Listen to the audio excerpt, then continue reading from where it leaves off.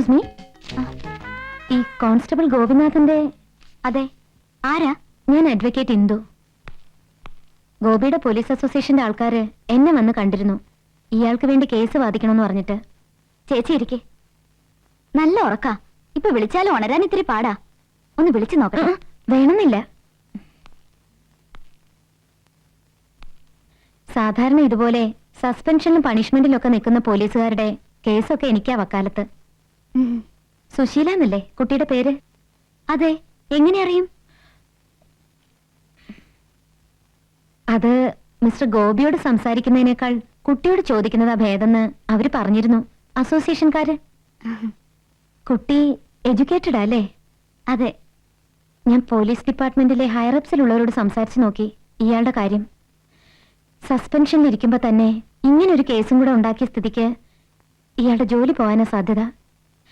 But ഞാനെന്റെ എല്ലാ കഴിവും വെച്ച് ഫൈറ്റ് ചെയ്ത് നോക്കാം.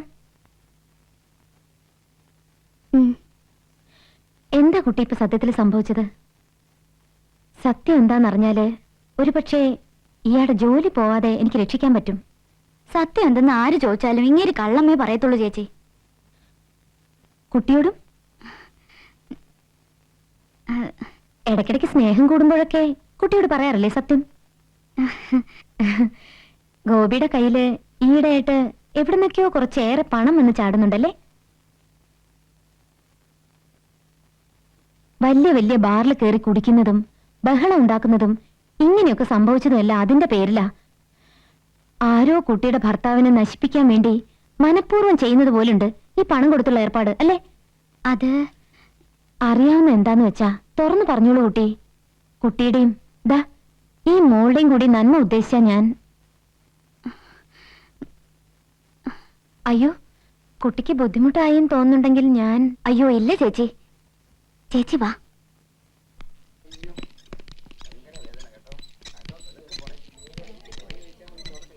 എവിടുന്നാന്ന് എനിക്ക് അറിഞ്ഞൂടെ ചേച്ചി. പക്ഷെ വേണുമ്പോ അങ്ങേരുടെ കയ്യിൽ കാശുണ്ട്. ഇന്നലെ സന്ധ്യ മയങ്ങിപ്പോ ഒരു ഓട്ടോറിക്ഷ കയറി പോയതാ. തിരിച്ചു വന്നപ്പോ പോക്കറ്റ് നിറച്ച് കാശ്. വീട്ടിലെ ആവശ്യത്തിനൊക്കെ ദുഷ്ടനാ ചേച്ചി. ചോദിച്ചാ തരത്തില്ല. പിന്നെ ഞാനങ്ങ് എടുക്കും. ഒരു സഹായം ഇല്ലെങ്കിലും എന്റെ കുഞ്ഞിന്റെ അച്ഛനായി പോയില്ലേ ചേച്ചി. പോലീസുകാർ വന്ന് ചോദിച്ചപ്പോഴും അതോർത്തിട്ടാ ഞാൻ കള്ളം പറഞ്ഞത്. പിന്നെ ഈ കേസിന്റെ ആവശ്യത്തിന് ഗോപി ഇവിടെ അഡ്മിറ്റ് ചെയ്ത അന്ന് മുതലുള്ള കടലാസുകളൊക്കെ എനിക്ക് വേണ്ടി വരും. അതൊക്കെ ഓഫീസിലെ സിസ്റ്റർമാരുടെ കയ്യിലാ. അതൊക്കെ ഒന്ന് വാങ്ങിച്ചു വന്നിരുന്നെങ്കിൽ എനിക്ക് ഡീറ്റെയിൽസ് കുറിച്ചെടുക്കാമായിരുന്നു. കുട്ടിക്ക് പ്രയാസമായില്ലെങ്കിൽ മാത്രം. അയ്യോ അതിനെന്താ ചേച്ചി, ഞാൻ വാങ്ങിച്ചു തരാം. ചേച്ചി ഇവിടെ നിന്നാ മതി. പിന്നെ ഉണരെയാണെങ്കിൽ ഒന്ന് പറഞ്ഞാ മതി, ഞാൻ ഇപ്പൊ വരാം.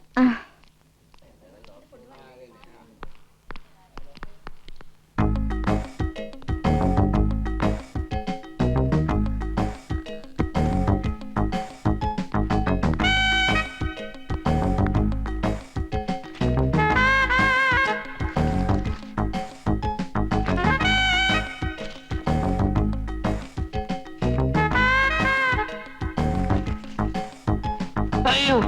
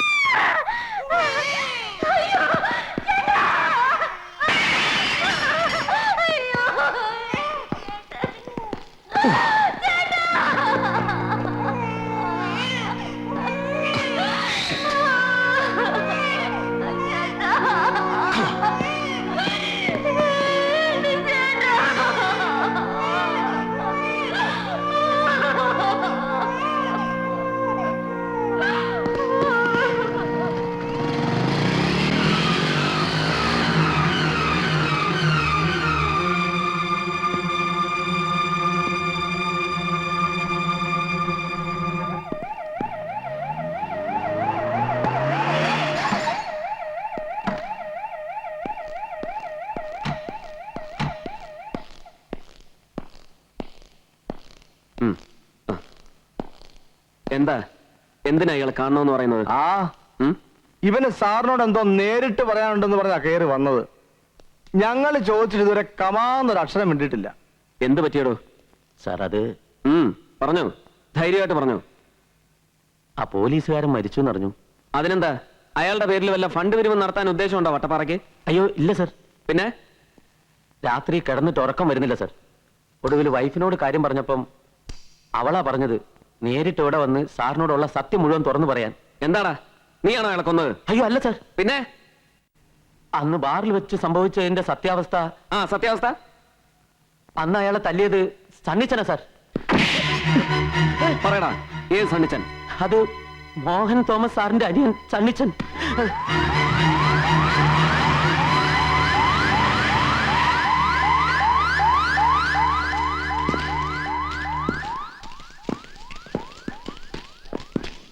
അനിയ, ആരായി സണ്ണി തോമസ്? അതാ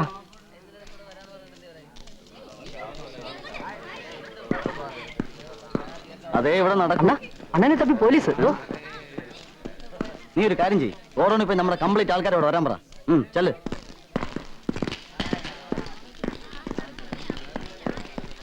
താനാണോ ഈ സണ്ണി തോമസ്? അതെ. എന്താ ഇവിടെ? ആരോട് അനുവാദം വാങ്ങിച്ചിട്ടായി കോളേജിനകത്ത് കയറിയത്? കമ്മീഷണർ ഓഫീസ് വരെ ഒന്ന് വരേണ്ടി വരും. എങ്ങനെ? അതൊക്കെ അങ്ങ് വന്നിട്ട് പറയാം. ജീപ്പി കയറാം. അങ്ങനെ ചുമ്മാ സൊല്ലാനാണെങ്കിൽ കമ്മീഷണറോട് സണ്ണിയെ വീട്ടിൽ വന്ന് കാണാൻ പറ. ജ്യോതി, അണ്ണന്റെ മേൽവിലാസം നല്ല കൈയക്ഷരത്തിൽ എഴുതി സാറിനൊന്ന് കൊടുത്ത്. മര്യാദയ്ക്ക് കൂടെ വന്നില്ലെങ്കിൽ നീ അങ്ങ് കൊണ്ടുപോണ്ടി വരും. വെറുതെ മുട കാണിക്കല്ലേ. കൈയെടുക്കണം.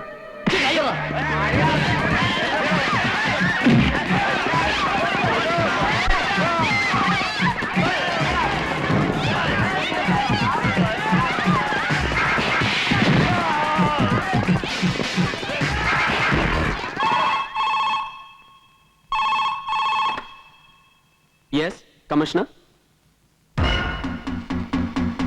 ഷിറ്റ്, ദാ വരുന്നു.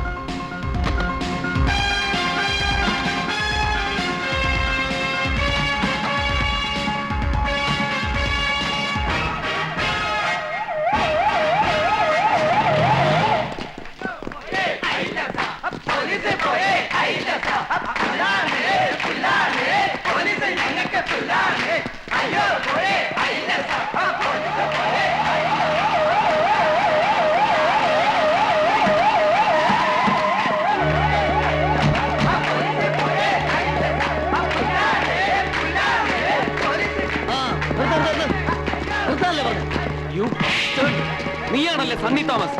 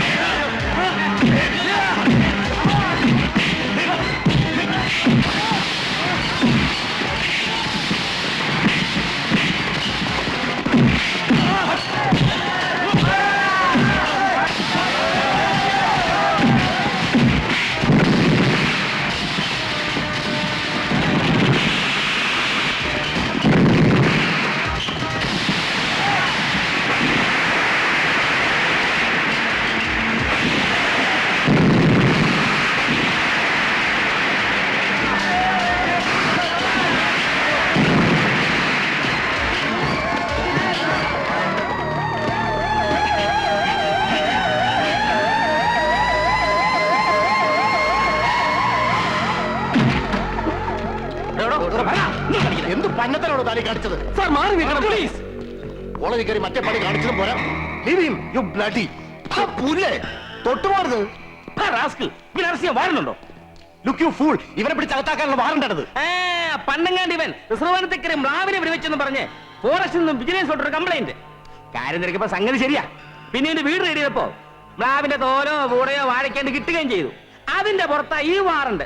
മനസ്സിലായോടോ? അവിടെ ഇവിടെ ഇവിടെ ഇവിടെ ലീവ് തൊട്ടുപോയവനെ റാക്കിൽ കാക്കി ഇട്ടവന്റെ നേരെ കയ്യോങ്ങിയാൽ തനിക്ക് നോവില്ല.